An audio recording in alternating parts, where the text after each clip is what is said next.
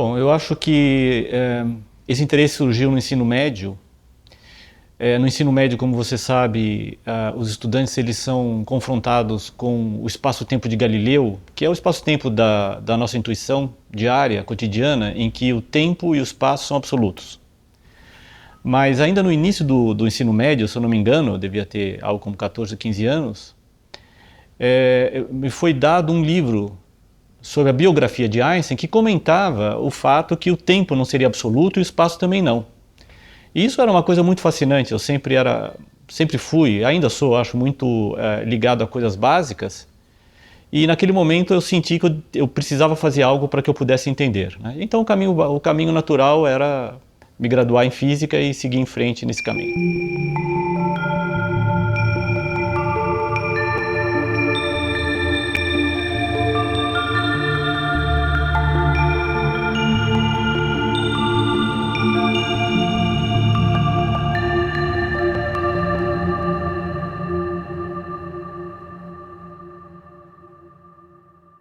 É assim, basicamente a física moderna ela se apoia em duas pilastras. A primeira pilastra é a pilastra que define o espaço-tempo.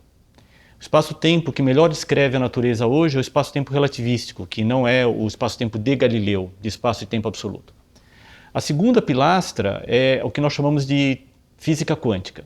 A física quântica é mais do que uma teoria, ela é uma teoria de teorias. Ela diz quais são as regras básicas que todas as teorias têm que seguir para que sejam teorias de sucesso, que elas possam descrever corretamente a natureza. Muito bem, então mais ou menos esse é o esquema geral. Então uma partícula, para você descrever uma partícula, digamos, você precisa primeiro assumir um espaço-tempo, e esse espaço-tempo, a melhor teoria que nós temos para definir espaços-tempos é a teoria da relatividade geral de Einstein. E usar, por exemplo, sobretudo se a partícula for microscópica, né, a física quântica para dizer como que ela vai se comportar. Né? Por exemplo, um elétron você tem que usar física quântica. Ok. Só que hoje em dia nós sabemos que as interações fundamentais, que descrevem até mesmo as partículas de matéria e as interações, por exemplo, elétrons, prótons, etc., elas são, de maneira mais fundamental, descritas por campos.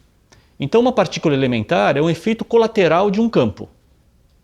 Então o que em última instância, para você fazer uma descrição fundamental da natureza, você precisa definir o campo num espaço-tempo de fundo, e esse espaço-tempo de fundo, como eu disse, ele é definido pela relatividade geral, e usar a mecânica quântica, ou melhor, a teoria quântica de campos, para descrever o comportamento desses campos fundamentais. E em última instância, assim, você pode saber o que é um elétron, o que é um fóton, o que é um próton e assim por diante. Então eu trabalho no fundo nessa interface em que eu assumo um espaço-tempo curvo, que é distorcido pela matéria, pela presença de matéria e energia, e uso a mecânica quântica para descrever esses campos, em última instância partículas, nesses backgrounds, nesses espaços-tempos de fundo que não são triviais, não são espaços-tempos que nós estamos habituados.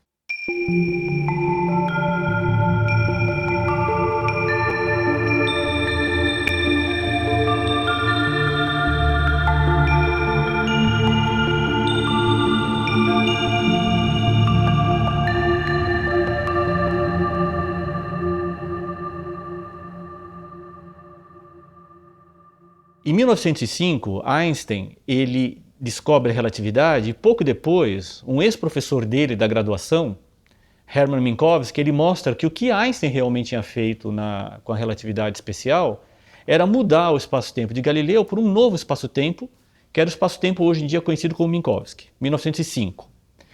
Em 1905, então, se percebeu, ou em 1908, melhor dizendo, se entendeu que nós não vivemos num espaço-tempo de Galileu, vivemos num espaço-tempo muito mais complexo, em que o tempo não é absoluto e nem o espaço é absoluto. Isso obrigou as pessoas, e Einstein em primeiro lugar, a ter que reformular as teorias antigas que eram adaptadas para o espaço-tempo de Galileu para esse novo espaço-tempo. Em particular, a teoria de gravitação de Newton. A teoria de gravitação de Newton era adaptada para o espaço-tempo de Galileu, mas não para o espaço-tempo de Einstein, para o espaço-tempo relativístico. De 1905 a 1915, Einstein, então, ele reformula a gravitação E nessa reformulação da gravitação para torná-la compatível com a relatividade, ele entende o seguinte, que a gravitação é um efeito colateral da distorção do espaço-tempo. Então eis que agora uma teoria, uma teoria de campo, que era a teoria de gravitação, acabou sendo um efeito colateral do espaço-tempo. O que Einstein, então, a partir de então, ele queria fazer era codificar, digamos, os outros campos, e na época o único outro campo conhecido era o campo do eletromagnetismo, também como efeito colateral do espaço-tempo. Isso não funcionou, sobretudo porque nós sabemos hoje algo que Einstein ele foi reticente, ele morreu em 1955 sem aceitar a teoria quântica, mas hoje o que nós queremos, digamos, o santo grau da física teórica, é fazer com que essa pilastra inicial que eu falei, que é a pilastra que define quem é o espaço-tempo de fundo, também esteja sujeito à teoria da mecânica quântica. Então o que nós queremos em última instância é transformar essas duas pilastras em uma única pilastra, que é uma pilastra da mecânica quântica, que descreva de maneira unificada tanto graus de liberdade de campos, como por exemplo elétrons, fótons, etc., como os graus de liberdade do próprio espaço-tempo, aonde essas partículas elas estão definidas. Então, aquilo que Einstein procurava na época, que era uma teoria do campo unificado, hoje em dia nós queremos uma teoria de gravitação quântica que unificaria de maneira unificada todos os campos e os descreveria de maneira consistente dentro do esquema e do formalismo da física quântica.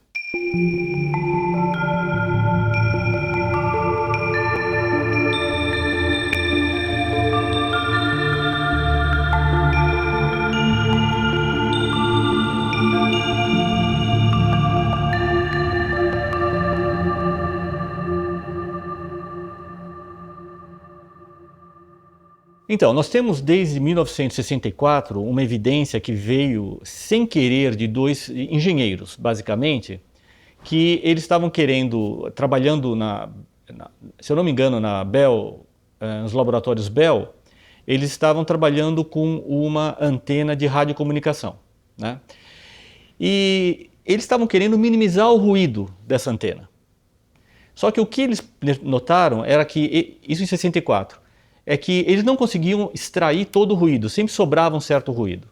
Bom, quando eles desistiram, basicamente chegaram à conclusão que eles não conseguiram eliminar esse ruído, eles contactaram a Universidade de Princeton, que era bem do lado, em que havia um grupo procurando algo que seria resquícios desse chamado Big Bang, que seria uma radiação cósmica de fundo que teria sido emitida, hoje nós sabemos, há 13,8 bilhões de anos atrás, e que estaria se evoluindo pelo universo e que essas antenas estariam captando, né? Para quem é da minha geração e que ainda viu programas em TVs de tubo antigo, quando trocava de canal de um para o outro havia um ruído. Uma parte desse ruído uma percentagem não desprezível desse ruído radiação cósmica de fundo proveniente do Big Bang. Então, naquele momento, e depois mais tarde outras evidências vieram corroborar, por exemplo, a proporção de hélio para hidrogênio que existe no universo. Essas evidências que nós temos hoje, eles corroboram o fato que o universo o infante, né, o universo há 13,8 bilhões de anos, ele era tão quente e tão denso que nenhuma teoria existente que nós conhecemos hoje seria válida. Então, hoje em dia, modernamente, a gente entende o Big Bang como esse início, entre aspas, início, eu já posso comentar mais depois sobre por que entre aspas, início, de 13,8 bilhões de anos atrás, quando o universo é muito, muito quente, tão quente que nenhuma teoria ela é confiável nessa época. Agora, se você toma a relatividade geral, que é uma teoria de espaço-tempo, coloca os dados que nós temos hoje e retrocede sem limites para o passado, você chega à conclusão que se você retroceder além desses 13,8 bilhões, você teria um verdadeiro início. Por verdadeiro início, eu quero dizer o seguinte, que a teoria da relatividade geral, se você extrapolar ela a todo vapor, né, até o final, você chega à conclusão que o tempo teve um início e o espaço também. O ponto é que, mesmo a relatividade geral, como qualquer outra teoria que nós temos, ela não é confiável a temperaturas tão altas, quando o universo era tão quente e tão denso. Então passa a ser um ato de fé se você acha que o universo começou, digamos, o universo começou realmente com o início do tempo e do espaço há 13,8 bilhões de anos atrás ou não. O que nós temos de científico realmente é que o universo, à medida que você vai retrocedendo no tempo, ele era mais denso, mais quente, até que a 13,8 bilhões você chega a uma temperatura inimaginavelmente alta. Se você assumir que o Big Bang é realmente a origem do tempo e do espaço, então não haveria sentido em perguntar o que há antes do Big Bang, porque antes subentende que havia tempo antes do Big Bang. E se o Big Bang for uma singularidade real, com a origem de tempo e de espaço, então não haveria sentido. Mas o que pode haver sentido sim é se o Big Bang é simplesmente um estágio muito quente, em que hoje nós não temos uma teoria para descrevê-lo bem, pode ser que antes desse estágio o universo, por exemplo, fosse cíclico e houvesse uma nova reexpansão, e aí haveria sentido em perguntar o que haveria antes. Haveria talvez um universo contraindo, dando origem ao que nós chamamos hoje de Big Bang, e talvez a evolução do universo fosse cíclica. Mas de qualquer maneira, antes desses 13,8 bilhões de anos, não há nada de certo para que a gente possa fazer uma afirmação segura dentro do contexto científico.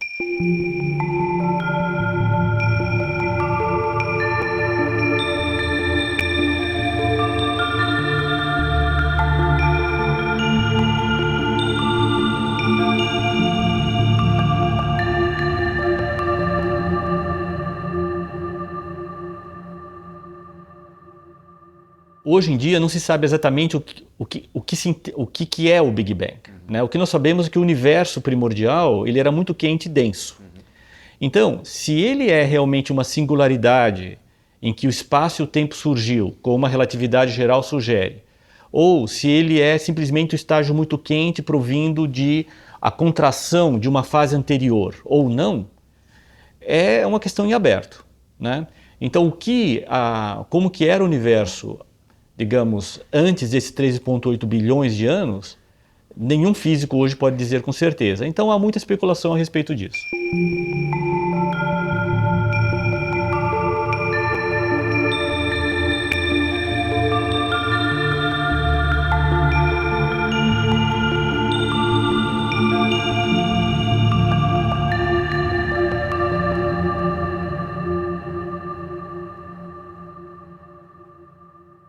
A teoria que descreve o universo é uma solução das equações de Einstein, porque em última instância nós estamos falando de expansão do universo, em última instância nós estamos falando de um espaço-tempo.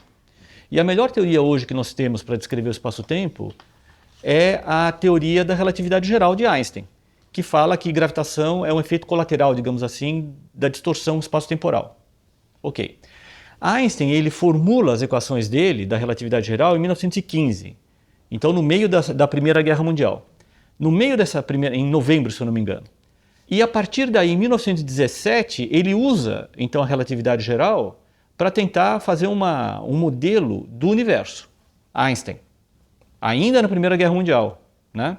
Porque ela acaba em 1918. Só que Einstein, imbuído dos preconceitos da época, o que ele acha? Ele acha que, olhando para o céu, a sensação dele é que o universo era assim, do infinito passado para o infinito futuro. Ele olha para as equações dele e fala, não, eu não tenho uma solução estática dessas equações, do jeito que eu as escrevi. Então ele introduz um termo extra, hoje conhecida como constante cosmológica, para encontrar uma solução que fosse estática, né, com matéria que fosse estática. Isso em 1917, que ficou conhecido como universo de Einstein. Muito bem. Só que quando você toma a valor de face a relatividade geral sem esse termo extra, né, o que a relatividade geral, assim como formulada originalmente em 1915, dizia que o universo deveria estar ou em expansão ou em contração. Só que se você toma agora esse fato, né, que as equações da relatividade geral nos ensinam, mais alguns dados observacionais, por exemplo de Slipher, que já sabia que as galáxias, elas em média se afastavam em relação, elas em vez de estarem paradas, não metade se aproximava, metade se afastava, tipicamente, algumas muito próximas se aproximavam, mas tipicamente elas se afastavam da nossa. Então, quando você toma isso, você acaba dizendo que talvez o universo não seja estático. E Lemaitre realmente, 10 anos depois de Einstein, em 1917, então 1927, ele propõe a possibilidade de o universo ter surgido com o Big Bang. Na época não havia essa denominação foi posterior. Né? Agora, se isso ele estava imbuído de alguma influência ligada ao Gênesis ou não, isso eu realmente não tenho nenhuma informação a respeito disso. Né? Qual é o viés que levou ele a aceitar isso? Então, talvez sim. Talvez esse viés religioso dele, com o primeiro, o Gênesis, né, da Bíblia, tenha influenciado ele a aceitar isso como uma possibilidade.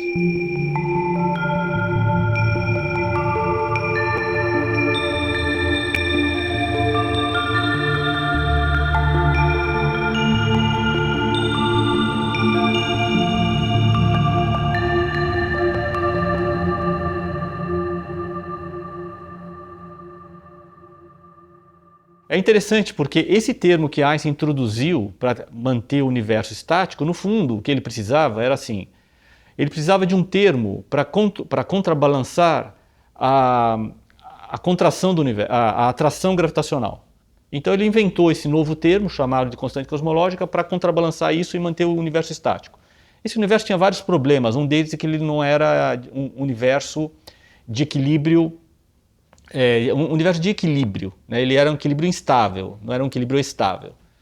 Bom, mas seja como for, em 1998, né, dados observacionais mostraram, né, isso foi uma enorme surpresa e alguns anos depois os cientistas que descobriram isso ganharam o prêmio Nobel, que o universo ele não está só expandindo, a expansão já era conhecida desde 1964, eu diria assim, já havia um consenso, ou até antes, né, a expansão, eu acho que a gente pode retroceder até 1929, quando dados bem precisos devido a Hubble, que na verdade tornou mais precisos alguns outros dados que já havia antes, que o universo estava em expansão. E você pode, digamos, pôr a data de 1929 ou início da década de 30 como o momento no qual ficou claro para os cientistas de que o universo deveria estar em expansão.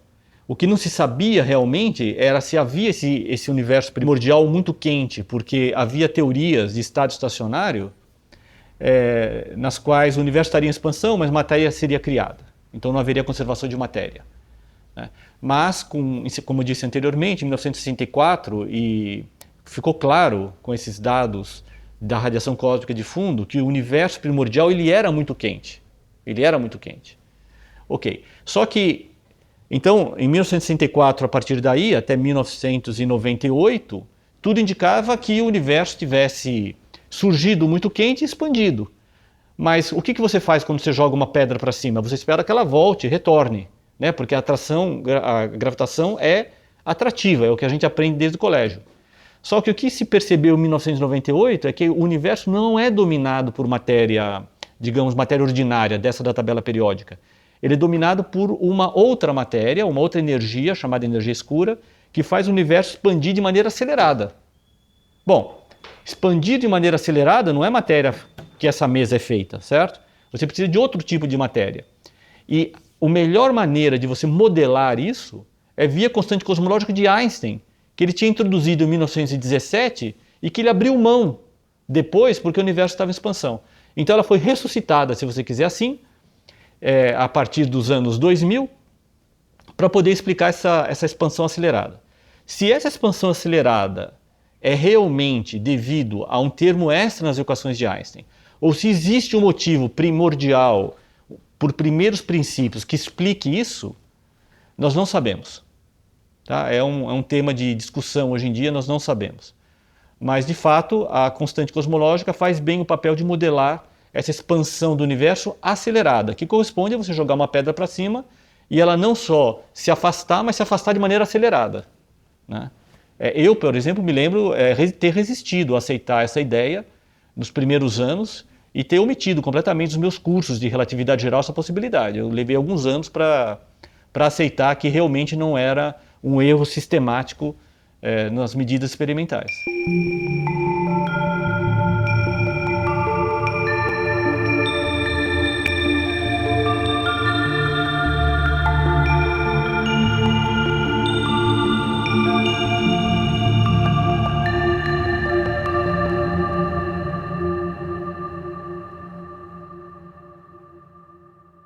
Steinhardt, o que ele faz? Ele diz o seguinte, bom, deixa eu retroceder então até 1979, ou final da década de 80, quando Alan Guth, para tentar resolver alguns quebra-cabeças ligados ao universo, do tipo, por que o universo é tão homogêneo, é tão isotrópico, e alguns outros problemas, por que ele é tão, as seções espaciais dele são tão planas, né? Ele propõe uma teoria, então, se eu não me engano, em 79, no qual o universo inicialmente teria expandido de maneira exponencial.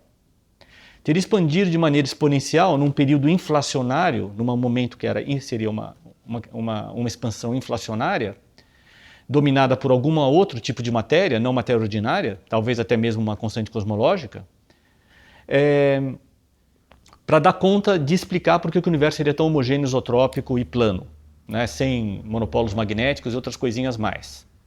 Só que ele não conseguia explicar como que o universo sairia desse estado para dar origem a um momento muito quente e denso, do qual os dados observacionais, hoje em dia nós sabemos que o universo primitivo ele foi. Então ele tinha que dar um jeito de ter um início com uma expansão exponencial, mas sair dessa expansão exponencial. Então, em 1982, se eu não me engano, alguns físicos eles propõem essa solução, propõem uma saída graciosa do momento inflacionário, né? De tal maneira que o universo seria uma expansão exponencial, muito rápida, mas depois ele daria origem àquilo que hoje em dia nós chamamos de Big Bang, um início muito quente e denso. Tá? Só que dentro dessa visão, em 1983, se eu não me engano, Paul Steinhardt ele diz o seguinte, olha, tomando a valor de face a teoria, então o que nós teríamos seriam bolhas inflacionárias, né? E nós estaríamos com expansões iniciais exponenciais, nós estaríamos dentro de uma dessas bolhas e haveriam outras bolhas por aí que eles chamaram de multiversos. Então nós estaríamos nesse universo e haveria um multiverso com essas várias outras bolhas, cada uma dessas bolhas sendo um universo, entre aspas, parecidos com o nosso. Bom, então agora qual é o meu ponto de vista? O meu ponto de vista sobre isso é o seguinte, do ponto de vista teórico, não há nenhum problema de você extrapolar teoricamente uma teoria e falar, olha, essa teoria que explica tão bem os dados observacionais faz essas predições, né? Por outro lado, do ponto de vista científico, estritamente falando, isso pertence à metafísica, porque no momento que você não pode testar esses outros universos, dentro de um método científico, isso não pertence mais à ciência, né? Então, eu acho que a discussão realmente, apesar dela poder surgir dentro do âmbito científico, a discussão da existência desses multiversos, por não poderem ser testados, tanto quanto eu saiba pelo menos, dentro do método científico, experimentalmente, então pertence a algo que vai além da ciência, além da física, além da ciência, portanto, à metafísica, né? Então, eu como um cientista radical, digamos, eu não devo me aventurar por essas águas turbulentas aí.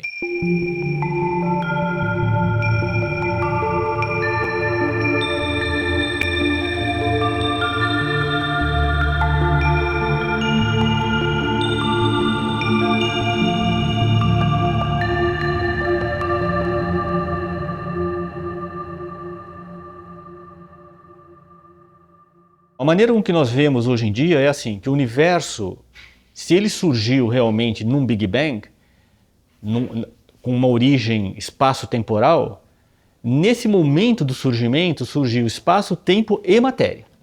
Mas, novamente, essa é uma região nebulosa porque pertence àquele, entre aspas, momento, àquela região, àquela época, em que nós não temos teorias confiáveis.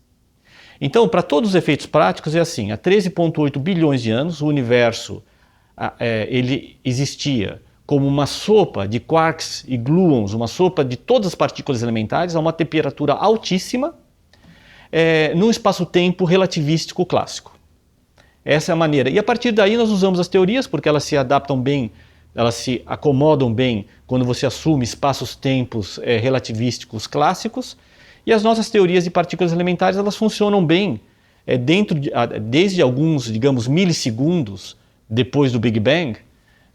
A partir daí você pode usar ela com confiança, sem problemas. Ainda existem alguns problemas, porque que existem mais matéria do que antimatéria, nós não sabemos aonde exatamente localizar a solução disso, mas, grosso modo, a teoria de partículas elementares ela funciona muito bem, assumindo um espaço-tempo relativístico primordial que já tenha surgido depois do Big Bang.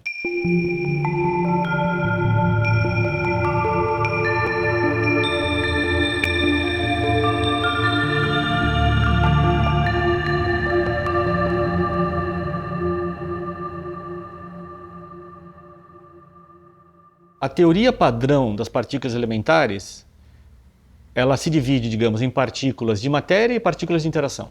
As partículas de matéria, elas também se dividem em dois grupos. Leptons, que vem do grego delicado, e quarks. Esses quarks vêm de um romance de James Joyce, numa passagem obscura.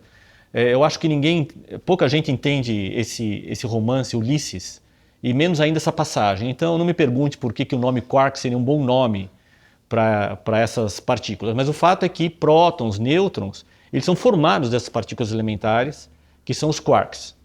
Hoje nós entendemos como elementares porque nós entendemos que elas não são formadas por nada. Se uma teoria mais completa vai dizer que eles são formados por alguma outra coisa, depende do futuro, só o futuro dirá. Os elétrons, por outro lado, que são digamos, os leptons mais famosos, tem outros como neutrinos, enfim, tem outros primos do elétron mais pesados, como os míons, os tauns, enfim, eles caem na categoria de leptons, né? Então eles são as partículas fundamentais de matérias com as quais você forma outras partículas, como por exemplo prótons e nêutrons. Existem outras partículas que são partículas de interação, né? Como por exemplo os gluons, que fazem a interação entre os quarks, tem os fótons, partículas carregadas, que fazem a interação entre partículas carregadas, tem também aquilo que a gente chama de bósons intermediários, enfim, que fazem também interação fraca, que é um outro tipo de interação. E essas outras partículas, elas constituem esse conjunto de partículas de interação e partículas de matéria, elas constituem a base do modelo padrão de partículas elementares.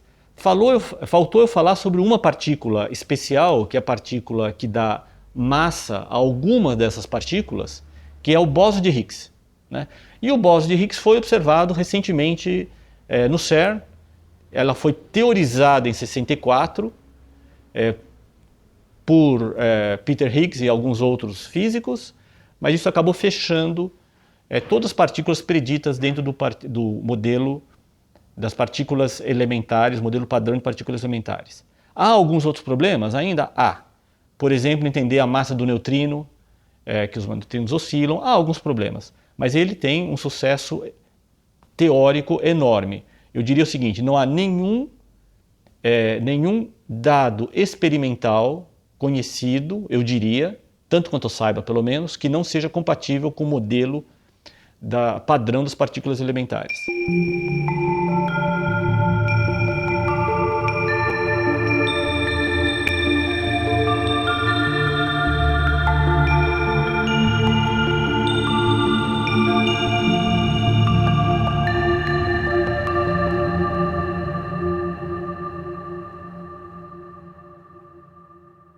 Basicamente, hoje o que nós temos? Temos um universo em expansão. Se você tomar então isso e não houver nenhuma mudança, né, o que você vai ter? Você vai ter uma morte termodinâmica do universo. Por quê? Porque o universo, as estrelas esfriam. Uma vez as estrelas esfriando, você já não tem como gerar máquinas térmicas, tudo está cada vez mais distante e o universo tem uma morte térmica, né? Nós somos máquinas térmicas, geladeiras são máquinas térmicas e aí por diante vai. Ok. Se isso, digamos, levaria ou não a uma singularidade chamado Big Rip, seria uma expansão, se o universo acelerar rápido demais Então haveria uma outra singularidade no futuro, que seria o tal do Big Rip, que seria como se o universo rasgasse. Ou se seria simplesmente uma morte termodinâmica, né? Ou não, se talvez houvesse um outro Big Crunch, por exemplo, o universo expandisse até um ponto e depois colapsasse numa outra singularidade, que seria o que, digamos, seria como se fosse uma reflexão temporal do Big Bang, né? Nós não podemos estar certos. Se você tomar hoje em dia simplesmente o que nós temos, com os dados de hoje, seria uma morte termodinâmica. Mas por que eu digo que as pessoas não devem estar preocupadas com isso, né? Eu diria, hoje em dia. Bom, primeiro que nós temos problemas muito mais prementes, né? A gente pode simplesmente ligando a televisão, né? Basta você ver o noticiário como existem problemas muito mais urgentes do que esse. Mas, mais do que isso, vamos lembrar de uma coisa mais importante ainda. A ciência tem o quê? 400 anos? Algo dessa natureza? Desde Galileu, a ciência moderna, desde Galileu até hoje? Pouco mais. Muito bem. Todas as nossas previsões são baseadas em teorias de uma ciência de 400 anos, né? Em 1998, ninguém, ou quase ninguém, apostava na existência de um universo acelerado. Existem alguns teóricos, porque teórico ele teoriza sobre tudo, né? Você vai ter teorias aí as mais exóticas possíveis. Mas ninguém realmente, o mainstream da ciência jamais iria teorizar a possibilidade do universo ser dominado por uma energia escura, né, que é o que nós temos hoje.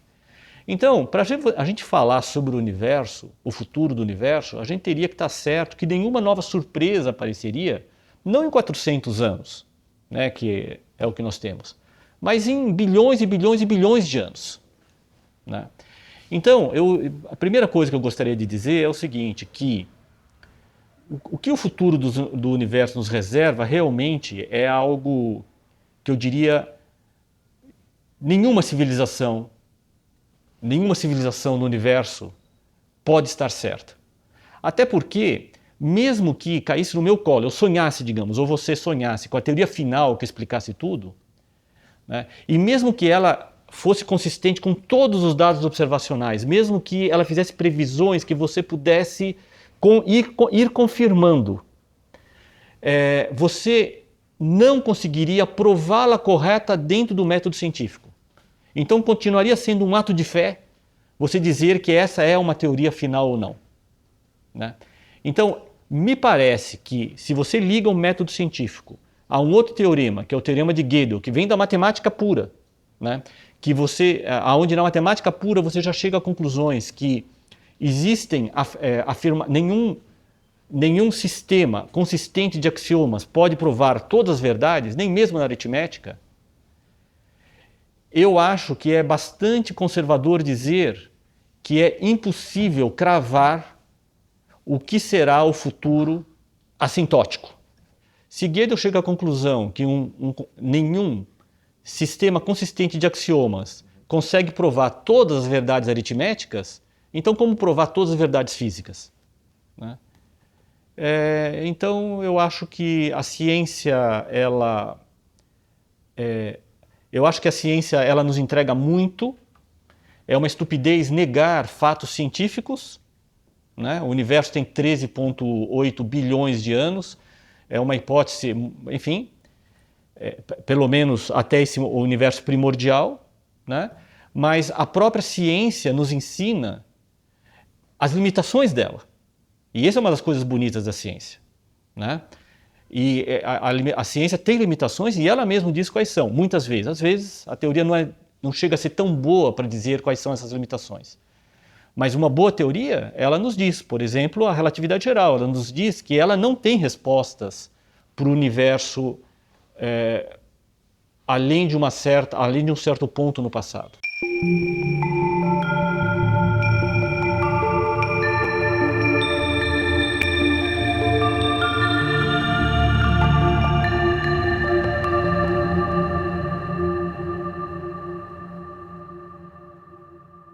Eu gostaria de agradecer aqui a oportunidade de trazer um pouco de ciência para os seus ouvintes e dizer assim, olha, eu acho que nós não chegamos aqui por acaso, mas também é parte da ciência dizer que ela tem limitações. Além dessas limitações, que marca a fronteira da metafísica, é também uma ignorância do cientista querer adentrar, né? Então, nós vivemos dentro de um certo contexto. Nesse contexto, as afirmações do cientista, do bom cientista, quando ele qualifica até que ponto a afirmação é sólida, né? Até que ponto a afirmação é sólida. Então, essa tem que ser levada em consideração e eu espero que todo mundo se vacine. Da dengue, da Covid e de tudo mais, tá bom? E o aquecimento global, ele é real. Ele não é uma mera especulação.